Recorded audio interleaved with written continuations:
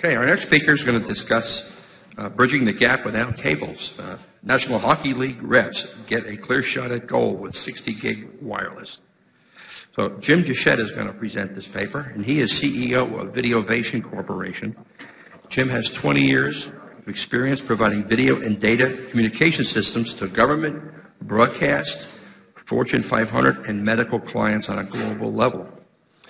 Former Senior Vice President and Principal at Multidyne Video and Fiber Systems, Mr. Duchette has a Master of Science degree in Electrical Engineering from NYU Polytech. Earlier in his career as a project engineer at Micro Corporation, Jim designed hybrid microelectronics for military and aerospace video guidance systems. In addition, Jim has authored numerous articles and white papers, including a chapter on fiber optic transmission systems in the National Association of Broadcasters Engineering Handbook. Jim rounds out his design and implementation expertise as a co-author of 2 patents on video fiber optic communication. Come on up. Thanks, John. Yeah.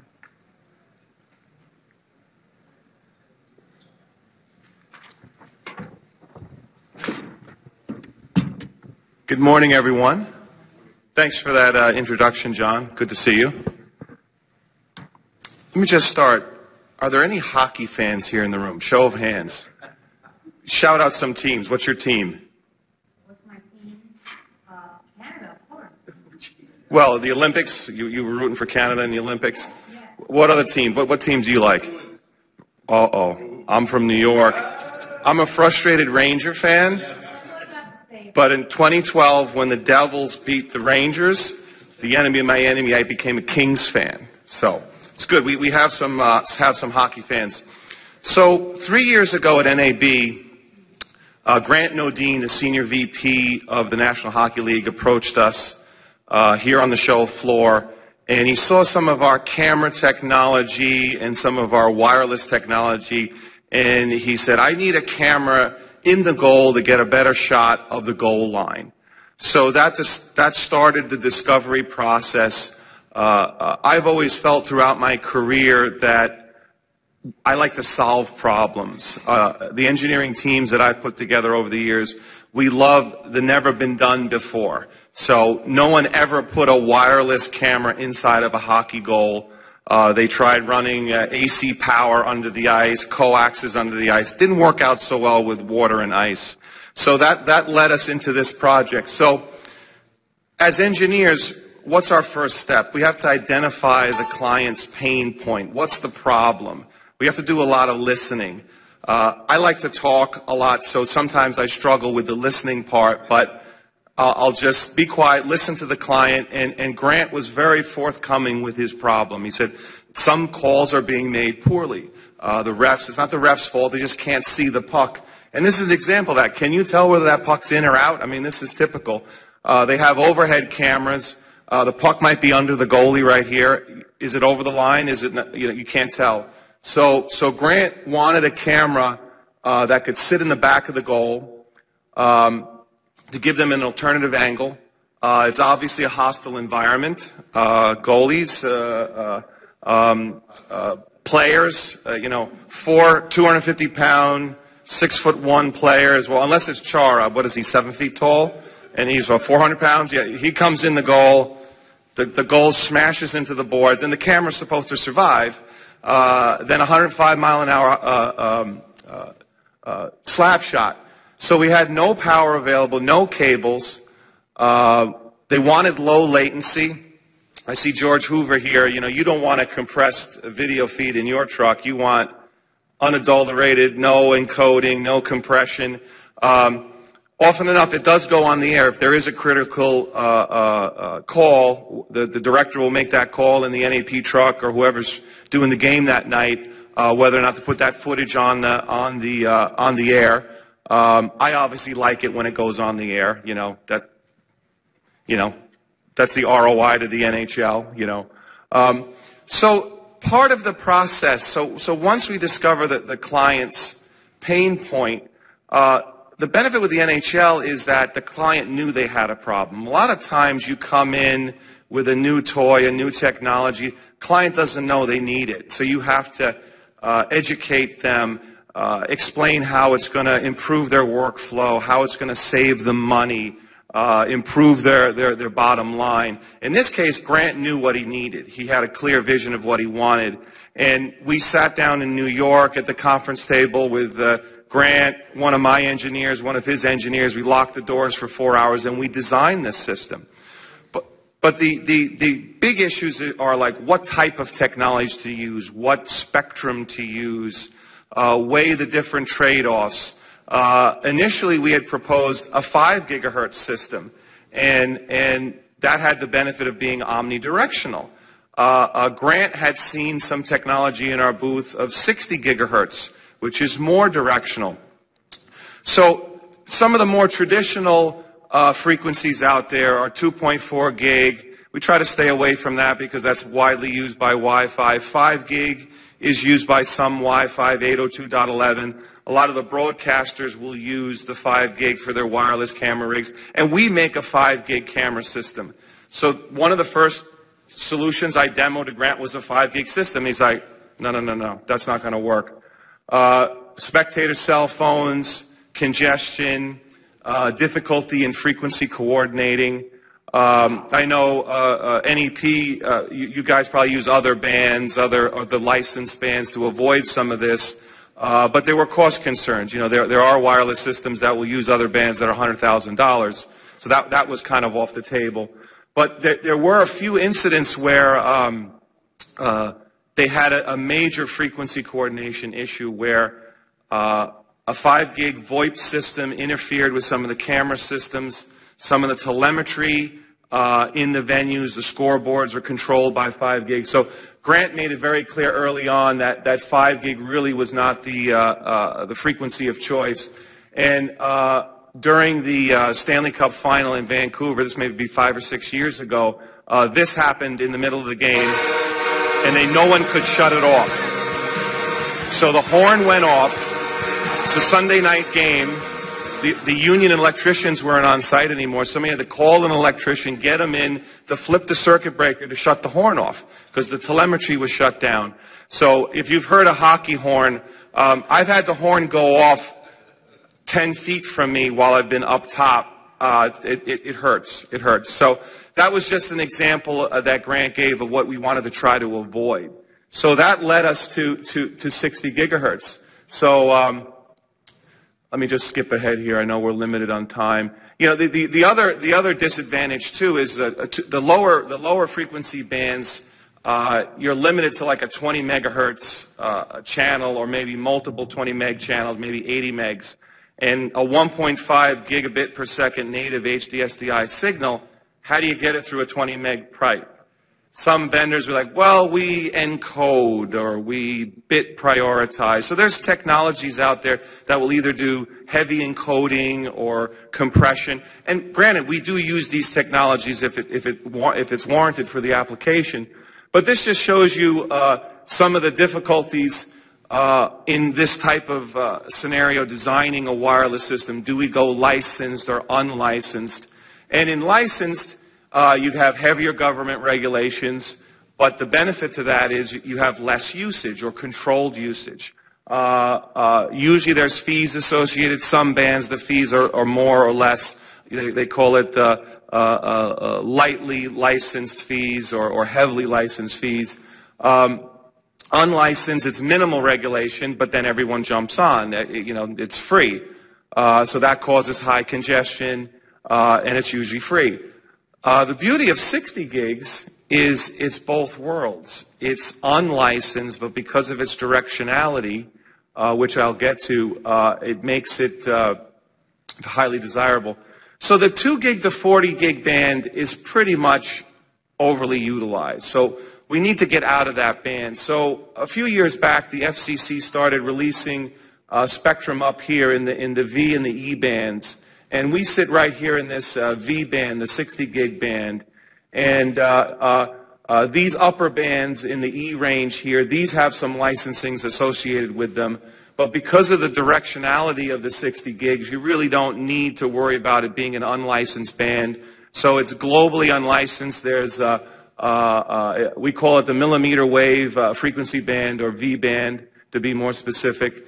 But it is a point-to-point communication. So you're not going to put this on the back of a camera and have a cameraman moving around on a football field or in a basketball stadium. You know, it's from a fixed point to another fixed point.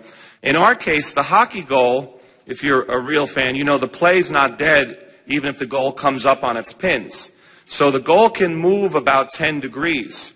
So we had to compensate for that, making a wider transmission beam, and we maintain lock as the goal rocks and rolls. But if it comes off the pins, the play is dead. So we had to, you know, so we're near point to point. We got a little bit of movement.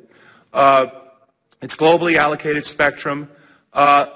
70 and 80 and 90 are commonly used. All these bands are used a lot for cellular backhaul, getting bandwidth from a cell site back to the central office.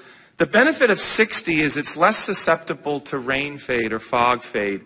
70, 80, and 90 will go further, but you have to be more careful about rain fade in more tropical, you know, like you might not want to put a long 90 gig run in Florida, for, let's say. Southern California would probably be fine. And again, all these technologies, because of the very short wavelength, they're very, very directional. And there's minimal congestion. So why did we choose 60? As I mentioned, less susceptible to rain fade. In the case of the hockey, there's not a lot of rain, precipitation. There might be some ice flying around, some snow, but that doesn't impede our transmission. Because of the narrow beam, it doesn't cause any interference, nor is it susceptible to interference. I'm gonna speed up here a little bit because we got quite a bit to cover. We have a 7 gig bandwidth in the band, so that's how we're able to put uncompressed HDSDI through the 60 gig link. 100% uncompressed, no encoding, there's no voodoo, you know, if you give us 422, that's what comes through. We don't do 420 or manipulate the encoding or bit reduction or manipulations in the resolution. And zero latency, that was very important too. You know, if we had multiple frames of latency, the video would become out of sync with the game clock. So the game clock is embedded into time code, and that's synchronized with the footage. You can see not everyone's in the market for a hockey goal camera. These are images along the side of our more generic point-to-point 60 gig links. Let me keep going here. Here's some of here's the UK specification, different FCC license exempt specs. So it's around the world. There's not a single country that is exempt. 60 gig, you know. So if you bought a bunch of these, George, you could use them anywhere in the world. Let me keep going here. There's a curious phenomenon in the 60 gig band. The 60 gig causes excitement in oxygen molecules. So what it does is oxygen causes attenuation. So we're limited to about 1 kilometer. The DoD in military applications, they like radios that don't emit beyond their target. So if they want to beam a signal to that mountaintop, they don't want to give away their position to the enemy. So the signal will reach the intended target, and then maybe will go another 0.5 kilometer beyond the target, as opposed to other systems that will give away your position, and a missile may try, you know, an RF snooping missile may come in and give you a very bad day. So for DoD applications, the signal can't travel far beyond its intended target. Here's a little chart that just shows you some examples. A 2.4 gig Wi-Fi, a typical flat panel antenna, it's like 120 degree. You can do omnidirectional with the Wi-Fi bands. But just to show you the frequencies, how you get more and more directionality the higher up you go in frequency. Again, there's some exceptions. You know, it depends on the type of the antenna. Obviously, with the NHL, we put it a very small wide aperture antenna to do 20 degrees. But just a kind of rule of thumb. And this kind of shows you here, too. So here's the 1 kilometer link, the intended target. We only propagate, you know, 2.5 kilometers, so we're not giving away our position. Down here, you see 24 gigs and 2.4 gigs. reaching out to, here it is, 32 kilometers. So that's not exactly stealthy RF technology. So because of its directionality and this oxygen absorption stealth mode, let's call it, you don't necessarily have to encrypt.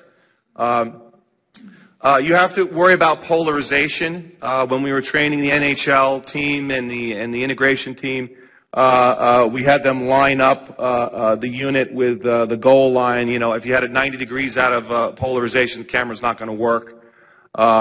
So that's one thing you have to be careful. We can do systems single channel, dual channel, bidirectional.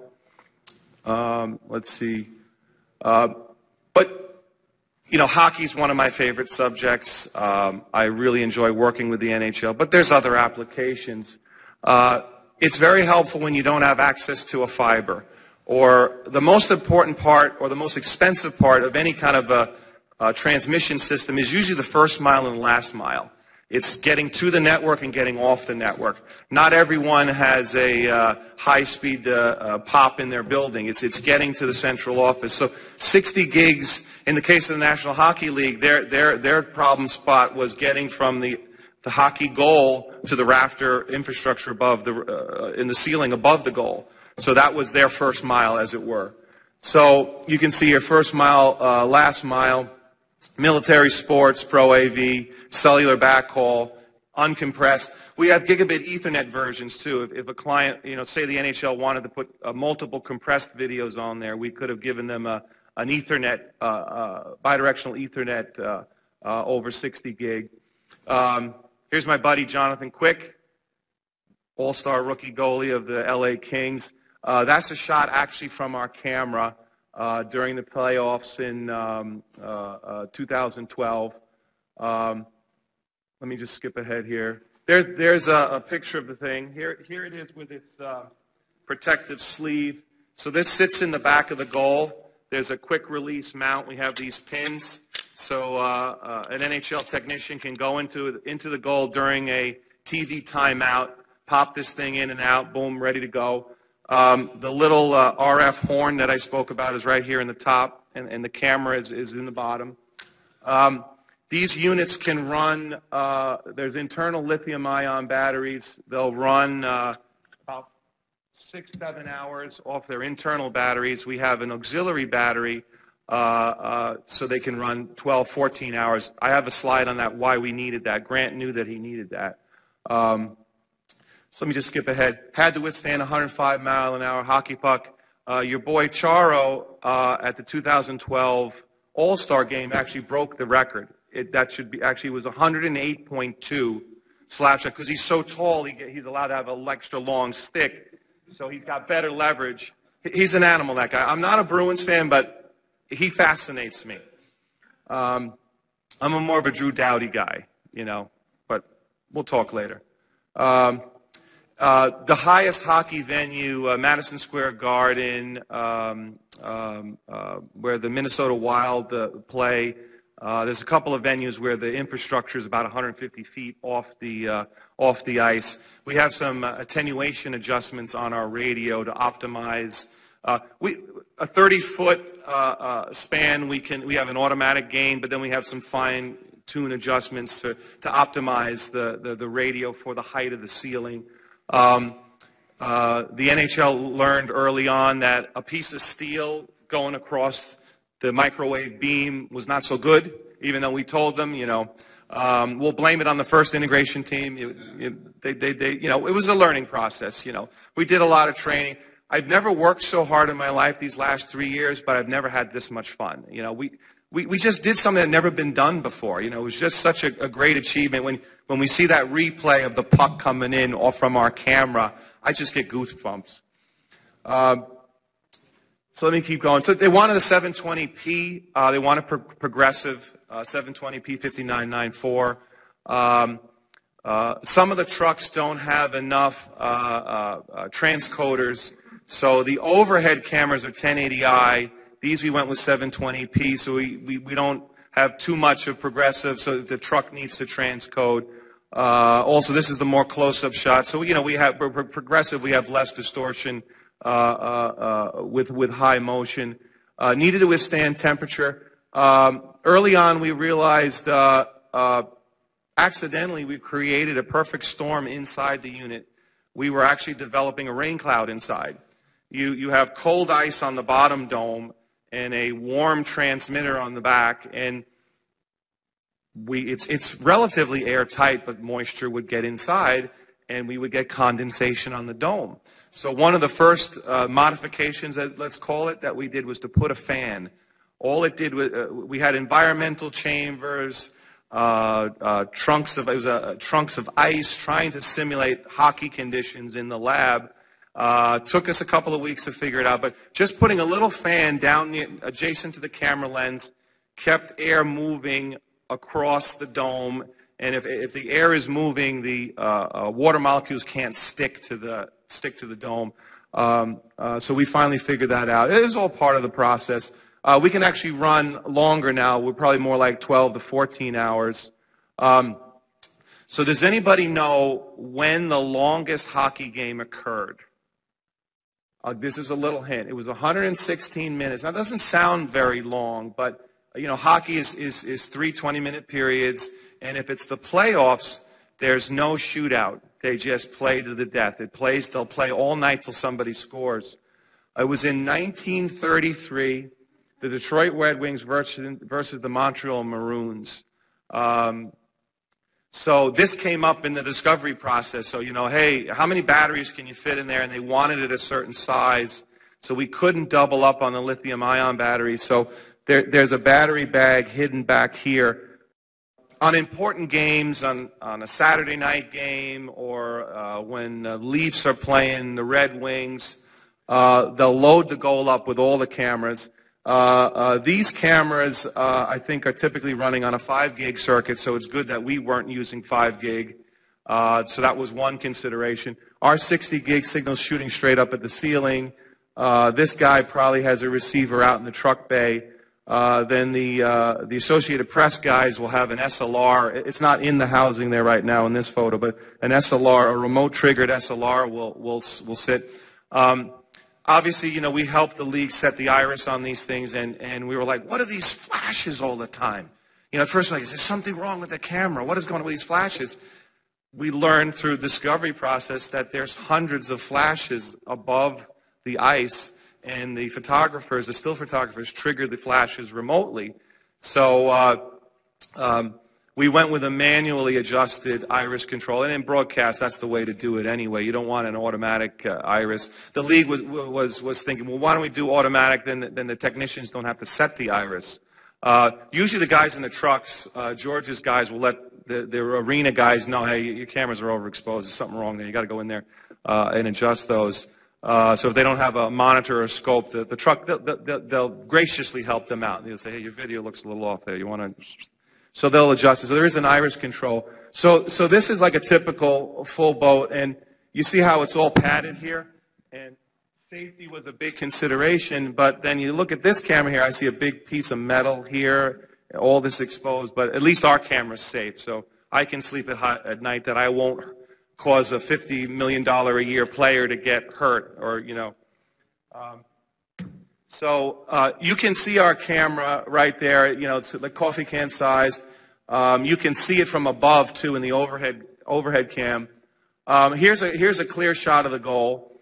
So you know they wanted a little coverage outside in the crease, and basically where this comes into play, it's usually it's the slow speed tricklers that go in the goal. Or in 2012. There was a big pileup in the goal, the horn sound, the refs blew the whistle.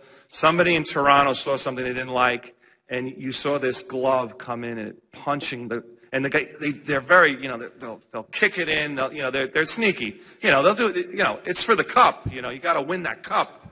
So you'll see them, you know, doing some little thing, pushing it in, kicking it in. Unlike soccer, you're not allowed to kick it in.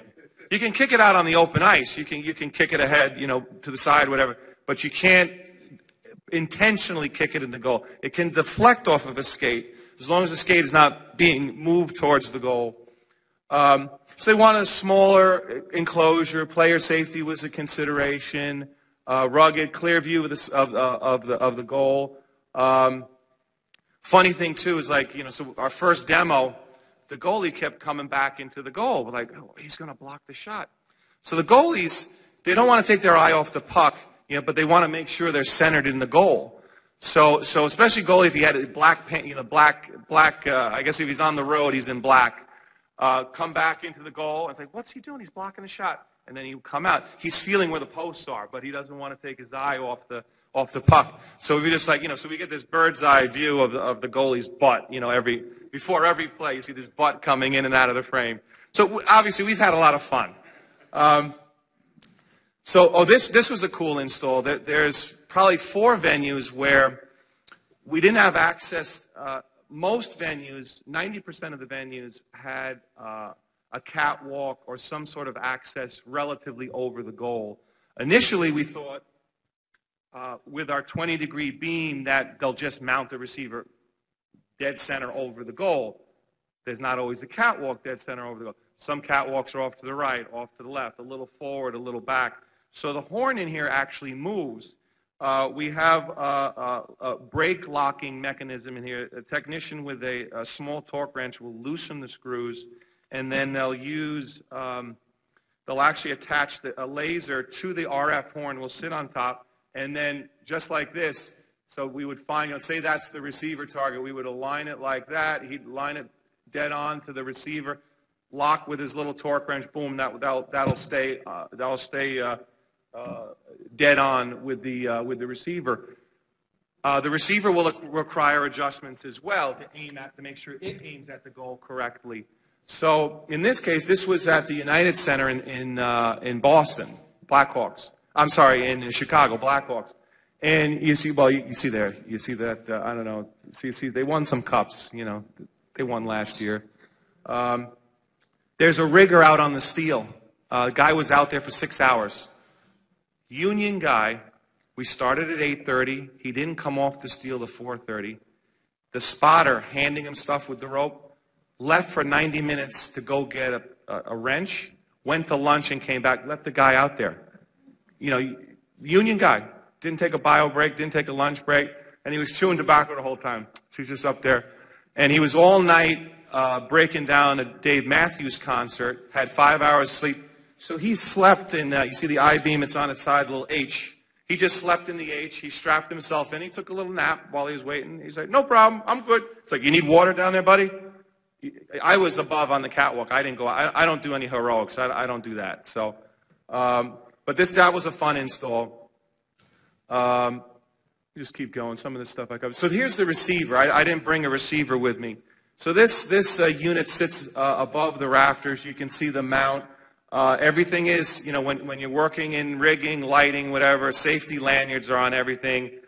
Some of these venues, I'll go up top and I'll see like a 1,000-pound light without a safety lanyard on it. I'm like, who put that in? But all of our stuff, we train the integration teams to, as part of the kit, put, each component, the bracket, the arm, everything has its own safety lanyard, or they're lanyarded together. So if something were to break loose, I'll watch the Grammys and I'll be like, if a Vidovation receiver came flying down from the ceiling at the Staples Center, that would be bad.